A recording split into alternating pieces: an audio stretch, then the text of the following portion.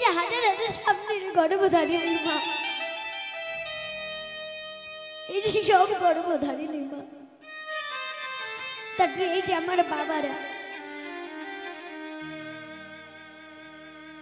আমি যখন এই যে গান, এই অনুষ্ঠানে গান পরিবেশন করতে আসব, মাকে বলেছি মা, মা আমাকে আশীর্বাদ করো যে আমি আরো ভক্তের সামনে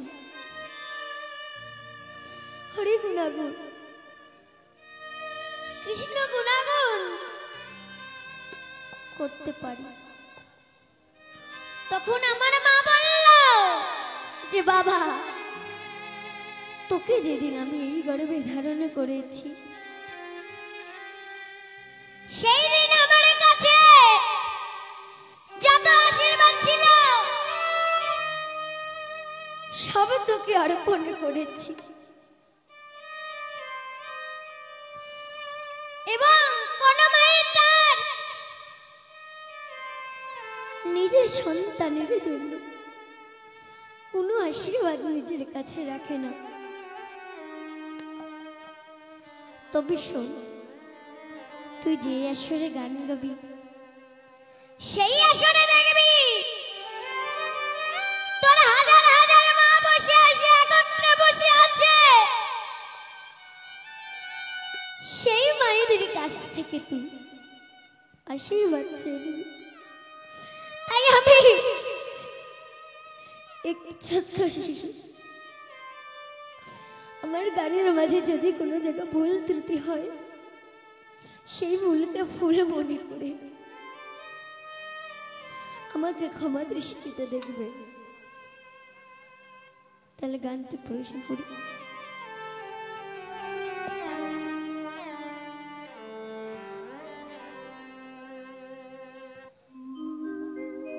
গরিবে ধরেছে মা,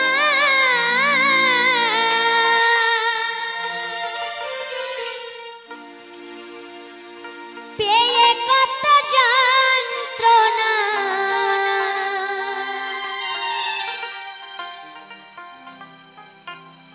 ঝরাইছে কত স্মৃতি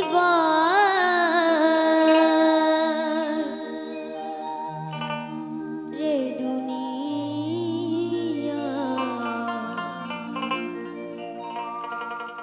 তবু কেন মায়ের চোখে জল?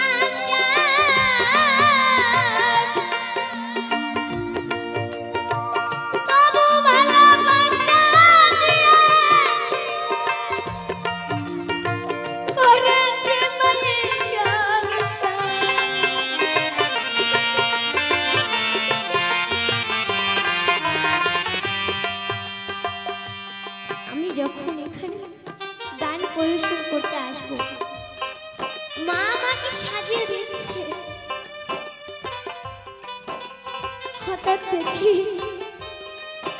মায়ের দু চোখ দিয়ে জল বেরিয়ে মুখটা ভেসে যাচ্ছে। আমি মাকে বললাম, মা তুমি কাঁদছো কেন? আমি তো কাল সকালে বাড়ি ফিরে আসবো। কিন্তু মা বলল যে বাবা তুই তো কাল সকালে বাড়ি ফিরে আসবি, এই রাতে যে তোকে আমি দেখতে পারবো না।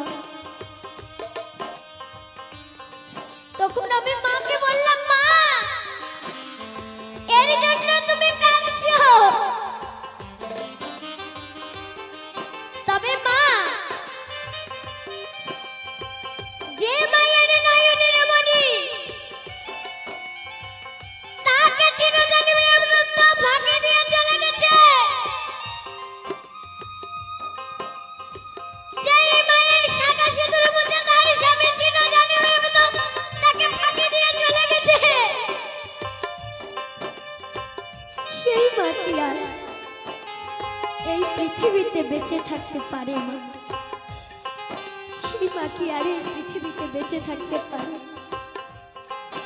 আরে না, যেমন পাথরের মতো কথা বলতে পারে,